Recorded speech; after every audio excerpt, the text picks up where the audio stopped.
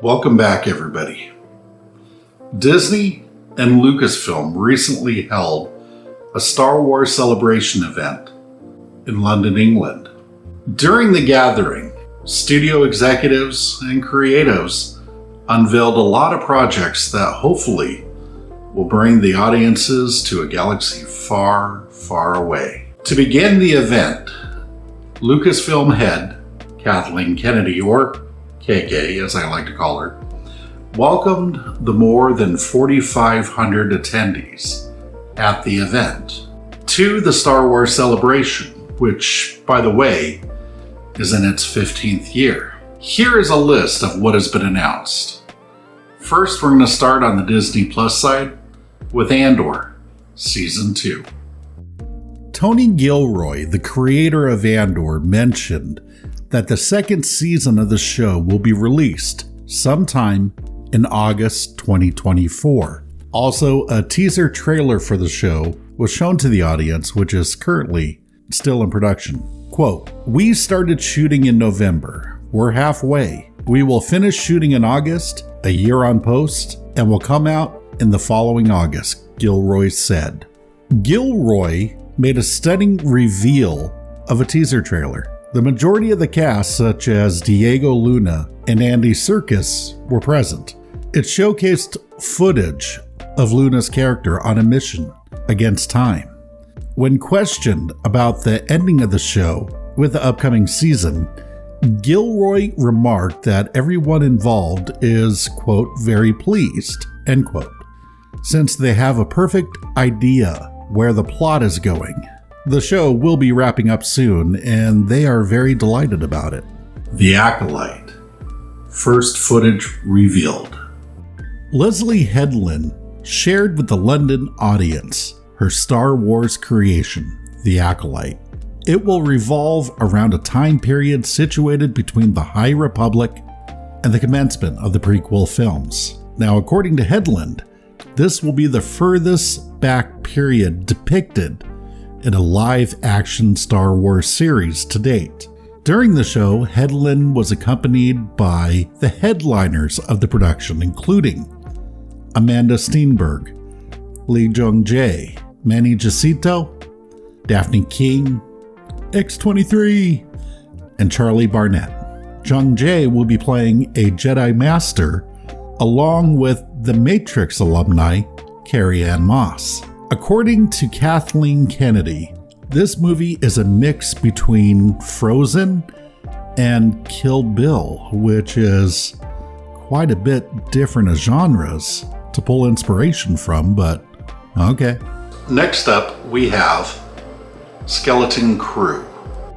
Jude Law and Jon Favreau unveiled the first preview of Skeleton Crew. In the trailer, a group of non-conforming kids explore interstellar space, and Jude Law is introduced as a Jedi with a cleanly shaved head, which will probably look pretty good on him. I mean, really, he looks good in everything. It's Jude Law. Just saying. During the event, Favreau revealed that several directors were on board to take turns helming the new show. Such directors like John Watts, David Lowery, Jake Schreier, Bryce Dallas Howard, and Lee Isaac Chung. This is the big one. Ahsoka. At the event, Rosario Dawson officially announced that Ahsoka will be premiering in August 2023. Mary Elizabeth Winstead was also present, and she confirmed that she is playing Hera Syndulla. They also had a very badass trailer that confirmed that there will indeed be a live-action iteration of everybody's favorite blue-skinned alien, Grand Admiral Thrawn himself. He's going to be played by Lars Mikkelsen, who also did the voice acting for Star Wars Rebels. Finally, new Star Wars movies. Next, we have an announcement that kind of surprised me, to be honest. KK announced a new series of Star Wars films are on their way to the big screen, with such directors like James Mangold, Dave Filoni, Sharmeen Obaid-Chinoy, Mangold's film will be set during the early times of the Jedi, like around its beginnings. Filoni's upcoming project will revolve around the huge struggle between the Imperial Remnant and the New Republic, and according to KK, it will be tied into all the Disney Plus shows. Abed Chinoy's upcoming film will be post Rise of Skywalker, and it'll be about Rey Palpatine trying to restore a new Jedi Order. In her words, Kathleen Kennedy, it's a story about rebuilding a new Jedi Order. During a live event, Phoebe Waller-Bridge and Mads Mikkelsen, brother of Lars, aka Thrawn, gave the audience a sneak peek of the upcoming movie Indiana Jones 5 and the Dial of Destiny. Not only did they release a full trailer, but also 6 additional minutes worth of footage. The new trailer reveals the plot of the movie. Professor Jones is all set to call it quits because eventually he is getting too old for this stuff, when his goddaughter, played by Phoebe Waller-Bridge, convinces him to go on one last ride. So now, what do we think? Let's go and start with the Disney Plus shows.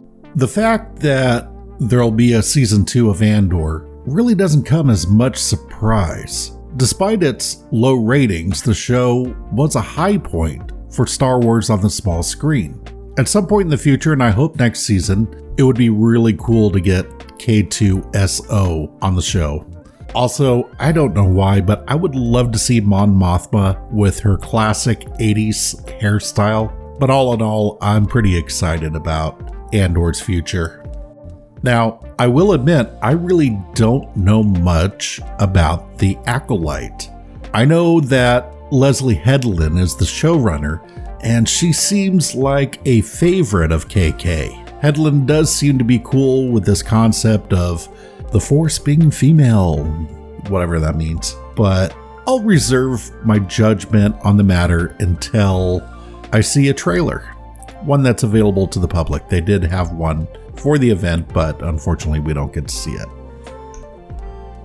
Also, I don't know much about the Skeleton Crew aside from the fact that Jude Law is starring in the show. But I did do a little bit of research and found that the showrunners are the MCU Sony Spider-Man franchise combo of the director John Watts and writer Christopher Ford. These are the guys that gave us Tobey Maguire, Andrew Garfield, and Tom Holland all in one Spider-Man movie. So I got some faith in this project. I'm not even gonna lie, Ahsoka looks awesome. And there's almost too much to go over in this little teaser trailer. Some of the highlights, though, that I noticed is that we are getting live action versions of Hera, Sabine, and more than likely, Chopper. I'm also super excited to see Ray Stevenson as a Dark Jedi. At least that's what I think he's playing. Of course, a thing I wasn't even sure I would see in my lifetime is a live action version of Grand Admiral Thrawn. And we're getting him.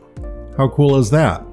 A bit of speculation on my part is that this may take a lot of influences from the unofficial sequel books written by Tim Zahn. They are often referred to as the Thrawn trilogy or Heir to the Empire trilogy. The time period is correct, and even though some of the events are much different than in the book, it's still possible, and it looks like Thrawn's motivations are kind of similar to his book counterpart. Basically, he wants to reform the Empire. Another possibility that we didn't see in the trailer, but we know from casting, is that Hayden Christensen will be on the show too, so it is possible we will see in live action Sky Guy and Snips teaming up.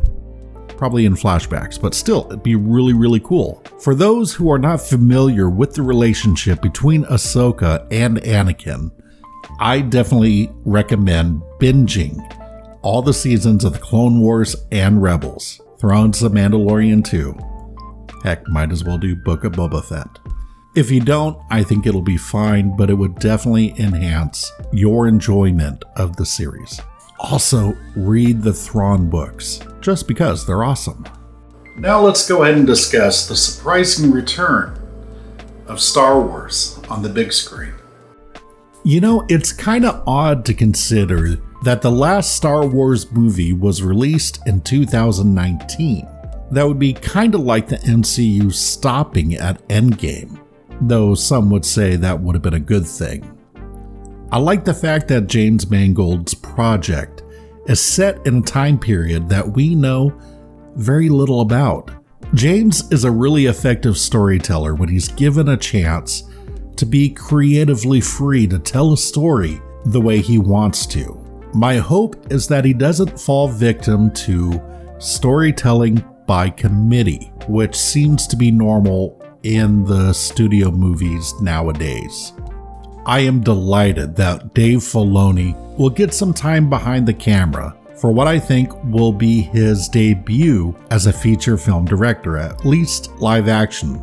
He's paid his dues and has been one of the bright spots in Lucasfilm ever since the Clone Wars. He shouldn't have any issues at this position since he's very familiar with the Mandalorian verse. I really do hope that someday he'll at least run creative at Lucasfilm. That'd be awesome. I'm a little confused as to why Lucasfilm wants to go with Rey Palpatine post Rise of Skywalker. Don't get me wrong, she's a likable enough actress, but to me, the character development was pretty lacking. But not to say this can't be a good movie. Good writing and directing can make anything possible, and from what I understand, they hired an Oscar winner to do so. I really hope that John Boyega returns as Finn, and we finally get the realization of a stormtrooper turned Jedi that The Force Awakens promised. Also, some more character development from Rey Palpatine. That would be cool too. I hate to say it, she's a frickin' Mary Sue. Oh, I'm Rey, I'm great at everything. I could do everything. I fly Millennium Falcon. Yeah.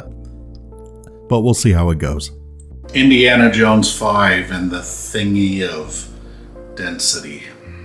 To be honest, I really don't have high hopes for this movie. Now don't get me wrong, I love Harrison Ford, and I love Indiana Jones as a character, but I really wish they had stopped at Indiana Jones and the Last Crusade. It would have been as close to a perfect trilogy as possible if they had done that. And granted, yeah, I'm curious about the de-aged Harrison Ford and Mads Mikkelsen. He's always great in everything. But that's about it as far as Indiana Jones goes. And I have a big fear that they're still going to try to put the hat on Phoebe Waller-Bridge and her resume the mantle, or take up the mantle in this case, of Indy. And that would just be wrong. Nobody should be Indy, except for Harrison Ford. 40 years ago. But of course, those are just my opinions. And I would love to hear yours. Feel free to express yourself in the comments section. And as always, fare thee well, my friends, and take care. Cue the music.